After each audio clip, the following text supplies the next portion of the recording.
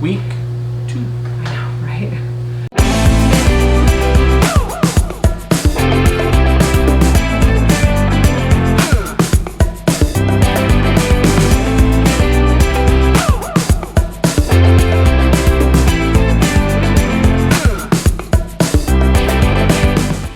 Hi everyone, welcome to our channel and welcome to week 2 of 52 weeks to RV living full-time. I'm Lynn. And I'm Jonathan. And we are Create and Capture Life.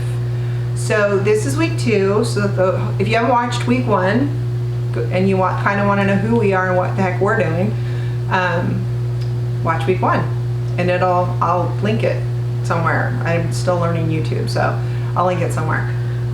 So week 2, planning.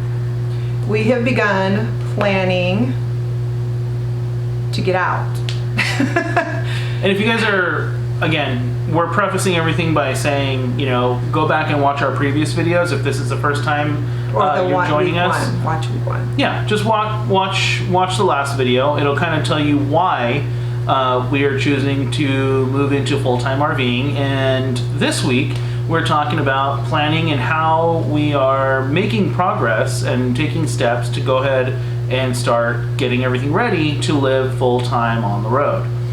One of the things that we noticed was lacking as we have watched countless hours, countless channels on YouTube regarding full-time RV life is there's kind of a void between I'm going to RV life to RV life. Yeah. And some people go into a little bit of what they're doing along the way to get there, or they kind of gloss over it. Yeah. You know, we sold everything, we sold our house, we bought an RV, and now we're RV living. It's not that simple. I mean, we all have lives, we have jobs, we have kids, we have pets, we have all these things. And it takes planning. And so we thought, since no one else had done any kind of series about step by step kind of how they did it. Not any that we've seen anyways. If we've missed one, please let us know. Yeah, please let us know, because I think we've literally watched every RV channel on YouTube at this point. I would love to watch one that shows the steps, because we're kind of doing this, making it up as we go. Yeah, we're trying to figure it out as we go along. So if you know of somebody who has done this and has done videos on it, kind of like giving the steps and everything it is to get to full-time living, comment down below and let us know so we can start watching theirs and see, you know, hey, because we don't know everything. We're gonna make this up, and you guys are gonna go along with us on our journey as we make mistakes. And hopefully this helps someone else that's thinking about it, because you can see we're not the type to sugarcoat things. We're not the type to gloss over things or make them seem better than what they are. So we're going to share the good, the bad, and the ugly with you along the way. And it's not going to be pretty, I'm sure, sometimes. I mean, right now I'm sitting here with makeup on, and, you know, there's lighting and all this kind of thing because we're doing this video this way to introduce this only week 2. Yeah. But as, you know, I'm in the garage sweating with my hair in a bun, that's not cute. Yeah. But it's necessary. But it's necessary. So one of the things we've done is I've started a notebook. You can do whatever you want. This works for me. I need to make lists. Our schedules don't always coincide work-wise. I do things alone. He does things alone. We do things together to get ready to do this. We have a list. It makes it easier for both of us. And guys, I'm going to tell you a little secret. As we go through the next 52 weeks, you're going to see one of the things in common is Lynn has a lot of notebooks. She has a lot of lists. She loves making lists.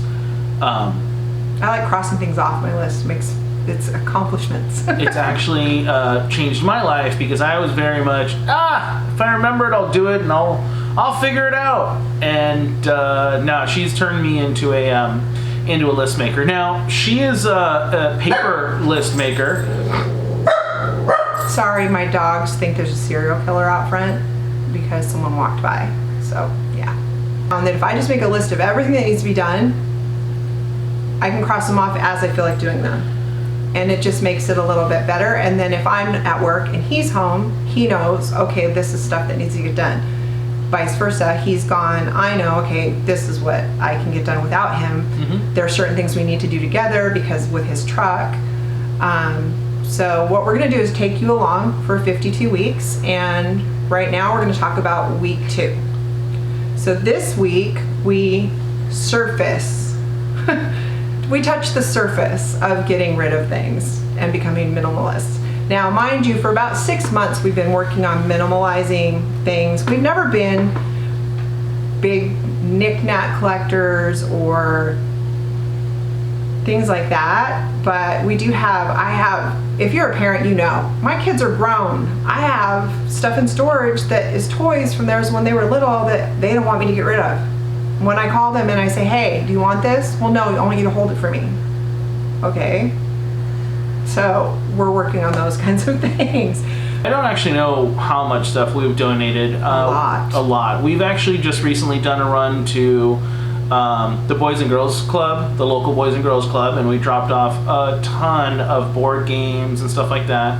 Because apparently, if you're looking to get rid of board games, my kids don't play board games anymore, and we still had a lot. Yeah.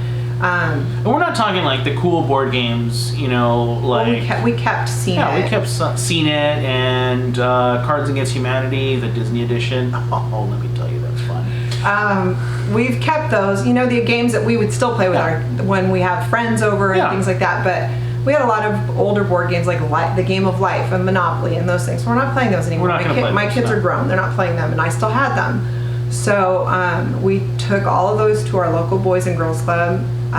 They're always looking for those kinds of things. So if you're looking to get rid of that kind of thing, contact your Boys and Girls Club because they were very happy to get those things. We also donate regularly. I think this week we donated 9 bags of mixed household things, clothing, different items like that to Precious Life Shelter, which is in our area. It's a women's shelter. So we donated, I think, 8 or 9 bags to them this week.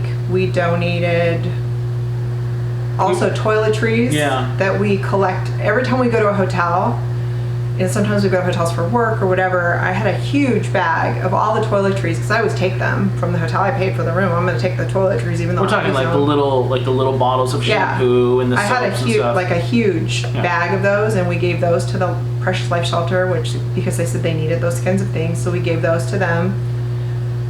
We donated to our local high school, was doing a clothing drive, so we donated clothing and shoes to them. Almost an entire, I drive a Tacoma with a long bed, and the entire bed was full of big black trash bags full of clothing. So we have gotten rid of a lot of clothing. Now let me say, just so you're not thinking we're clothes whores, we're not. It's not that. I'm a professional photographer. For years, we have collected through film and television, photo shoots, documentary films, various things. We have collected so many props, clothing, hats, jewelry, shoes, socks, everything you can imagine that we've ever used for photo shoots, filming scenes, whatever. A lot of times we ended up with the costuming, the props, everything after those shoots were done. We have an entire storage unit full of nothing but props, clothing, styling, things that were used in shoots that we need to get rid of. So right now, just the bags that we got rid of was just the stuff that we had here at the house. One of the other places that I found that's super helpful to get rid of some stuff is Facebook Marketplace. We've been able to just get rid of stuff really quickly. Sold stuff and given away some things that we gave away, things that we wouldn't think anybody would want because we had some wood shelves in our garage that they weren't in very good shape, and so we just gave them away for free, and they were gone. But we went to dinner and they were gone before we got home. I posted on Facebook Marketplace, our cross streets. I said, hey, this is sitting outside. First one to come get it takes it. I went upstairs to take a shower. By the time I came back downstairs, someone had said they'd already picked up the first piece. And by the time we were on our way to dinner, someone said they were on their way to pick up the rest of it. So, and we've sold we've sold quite a few things on there for $20 here, $50 there. So we have all of that. We're keeping it all in, just all of it together because we're going to total it up every month. I've also sold clothes. So if you have clothes in good condition, especially stylish clothes, vintage clothes, which I have a lot of from photo shoots, things like that, Poshmark is an app on your Yeah. phone. I've sold quite a few things on Poshmark. So if you're looking to get rid of clothes, jewelry, now they also do housewares, small housewares, which is kind of neat. You can use a Poshmark app. I've done that a lot for clothes, and I've sold quite a few things. At the end of every month, we'll give you a tally of what we've sold money-wise. We're also separating things now for garage sale. Yeah. So we figure we'll at least try one garage sale. So we have things separated, already priced with little stickers from the 99-cent store. And we'll have a garage sale. Whatever doesn't sell, we'll just donate. Yeah. But at least we'll try, and see. So that's our first steps this week, is just creating lists, donating what we can off the top. It's kind of like, what do you say, like a haystack, and we're, dwindling the haystack down. So far we've just donated a lot of things, sold a few things, and plugging away. Yeah. So that's week 2. That's week 2. So that's it.